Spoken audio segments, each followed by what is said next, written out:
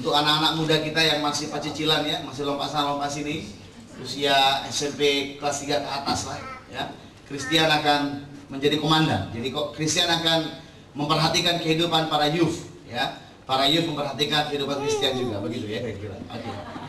Inilah tim kita, we have big team here. Jadi pertama saya mengucapkan terima kasih kepada bapak-bapak yang telah ibu yang telah bekerja keras sepanjang 2009. Saya perkatakan ada berkat khusus yang Tuhan taruh atas hidup Bapak Ibu semua dalam nama Yesus. Katakan amin. Inilah mereka, dan mari kita berdoa. Kita angkat tangan kita kepada mereka semua. Tuhan, kami mengutus hamba-hamba-Mu untuk terus dipakai Tuhan menjadi pemimpin-pemimpin Tuhan, untuk memimpin pasukan Tuhan, menyatakan pemulihan, kelimpahan kepada banyak orang ya Bapak. Urapi mereka semua Tuhan untuk bidang pelayanan mereka masing-masing ya Tuhan. Taruh hikmat, pengurapan, hati yang mengasihi Engkau, hati hamba ya Bapak, untuk memberikan yang terbaik kepada Engkau, memberkati gereja-Mu, memberkati banyak jiwa-jiwa. Tuhan, kuasa-Mu, hikmat-Mu terjadi lewat hidup mereka Bapak. Dalam nama Yesus Tuhan kami mendukung mereka. Katakan amin. Tepuk tangan bagi mereka semua ya.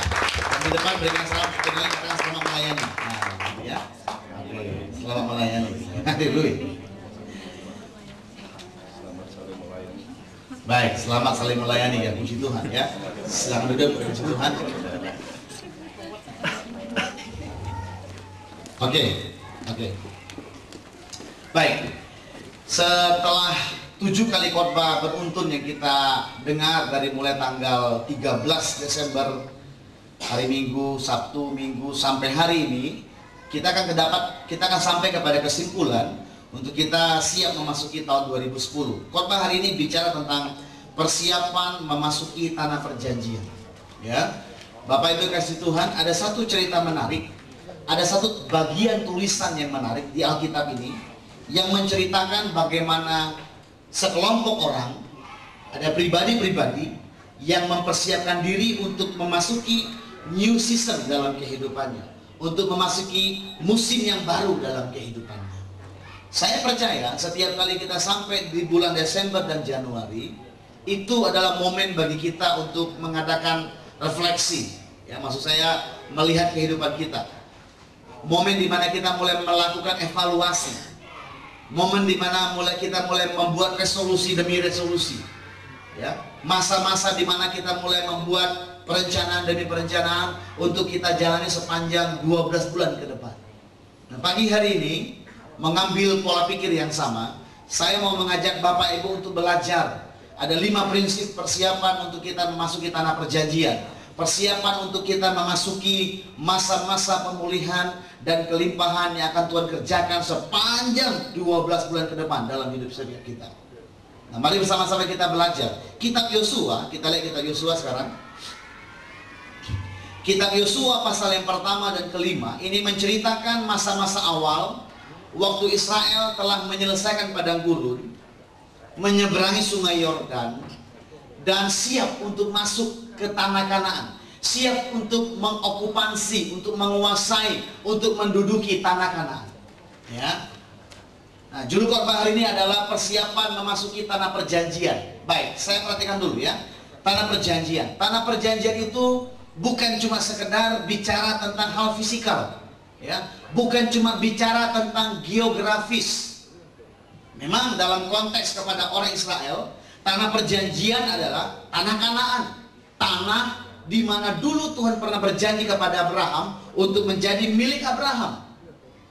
Ya, dari Ur Kasdim, dari daerah Mesir, daerah-daerah Mesir ke bawah sana, Abraham dipindahkan Tuhan untuk tinggal di Kanaan.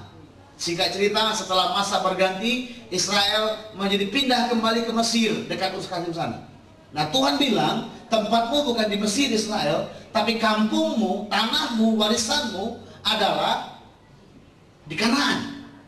Atau secara geografis sekarang adalah negeri Israel, wilayah teritorial Israel sekarang. Itu Tuhan janjikan ratusan ribuan tahun yang lalu kepada bangsa ini.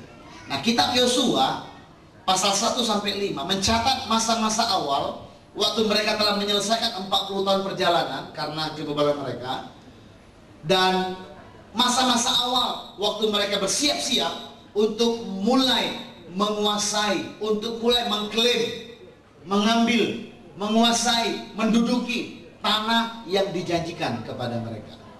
Ya, coba kita baca sama-sama. Yosua pasal 1 ayat 1 sampai dan 2. Sesudah, sama-sama kita baca 1 2 3. Kita lihat skill saja. 1 2 3. Sesudah Musa hamba Tuhan itu mati, berfirmanlah Tuhan kepada Yosua bin Nun, abdi Musa itu demikian.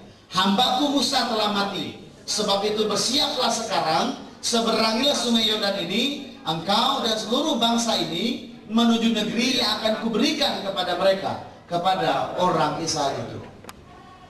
Kalau Bapak Ibu buka Alkitab masing-masing dalam terjemahan bahasa Indonesia dari King James Version, maka perikop yang pertama, judul paragraf yang pertama yang ada di kitab Yosua adalah, coba kita baca sama-sama. Coba lihat sama-sama, judul perikopnya apa? 1 2 3. Perintah Tuhan kepada Yosua untuk merebut tanah Kanaan. Perhatikan baik-baik. Untuk masuk ke tanah Kanaan itu bukan pilihan, no option. Tapi itu keharusan. Itu bukan sunnah, tapi wajib. Kira-kira begitu. Sesuatu yang diperintahkan, sesuatu yang harus dilakukan, sesuatu yang merupakan idenya Tuhan, sesuatu yang merupakan rancangannya Tuhan. Ya. Jadi yang mengkompos, yang mengarangnya itu bukan manusia, tapi Tuhan.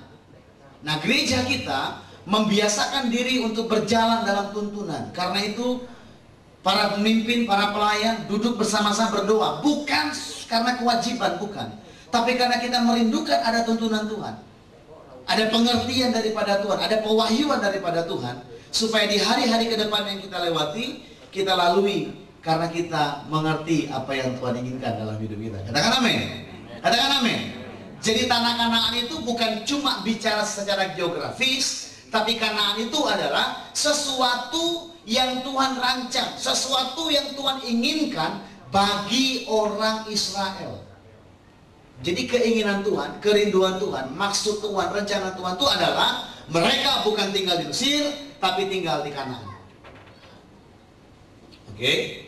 Nah, untuk kita pagi hari ini, memasuki 2010, saya katakan tadi mengambil pola pikir dari kitab Yosua tadi. Kita sedang akan menguasai tanah Kanaan demi tanah kita.